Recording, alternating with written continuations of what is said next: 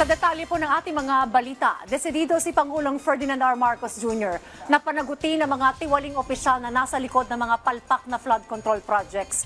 Ayon po sa Pangulo, may mga hawak na siyang pangalan pero di lang sila ang pananagutin, kundi maging ang mga mapagsamantalang contractor. Si Clizel Pardilla sa report. Mga bahay na lumubog sa baha, negosyong nasira, at mga buhay na nawala sa tindi ng epekto ng malawakang pagbaha dahil sa mga palpak at maanumalyang flood control project. Desidido si Pangulong Ferdinand R. Marcos Jr. na bakbakan at mapanagot ang mga tiwaling opisyal ng gobyerno na nasa likod ng paghihirap ng mga Pilipino.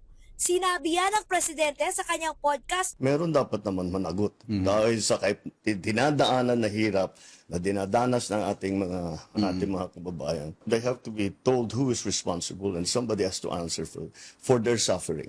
Tagos sa puso ni Pangulong Marcos ang hirap ng mga nasalanta ng kalamidad na personal niyang nasaksihan sa mga pagbisita sa evacuation center. Makikita mo yung mga tao dikit-dikit nagsisiksikan dun sa loob. Lalo na yung mga bata natutulog sa simento, sa gym. Mainit, mabilis magkasakit, magkahawaan. Di natin ginagawa dapat ito sa kababayan natin. Kasalanan na ito. Kaya kalyado man yan o hindi, banat ni Pangulong Marcos. Sorry na lang. Hindi na kita kaalyado kung ganyan ang ginagawa mo. Ayaw na kitang kaalyado. May mga hawak ng pangalan ng Presidente. They know who they are. They know who they are. Meron naman dyan talagang mga notorious. Matagal ng ganito ang ginagawa. I'm sorry, but they will have to account for their actions and they will have to account for the expenditures that they have made na hindi natin nakikita kung ano yung naging resulta.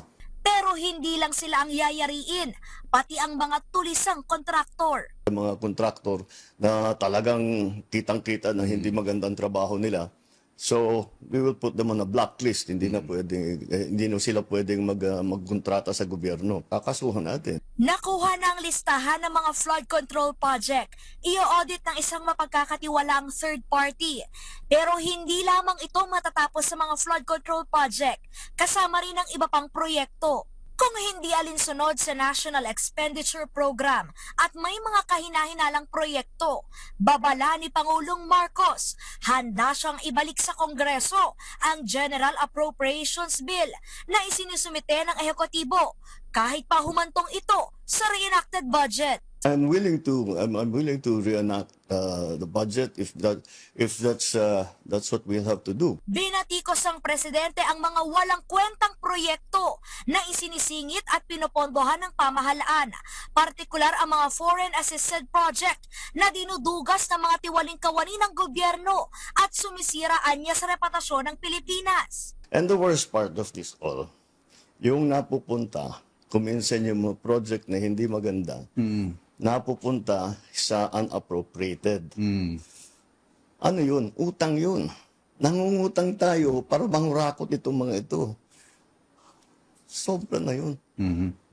Sobra na yun. Bagaman may karapatan ang legislatura sa pagrebisa ng budget, hindi raw ito dapat maging daan sa pananamantala. Trabaho naman namin na magbigay ng plano at hindi nawawaldas, nananakaw ang pera ng tao.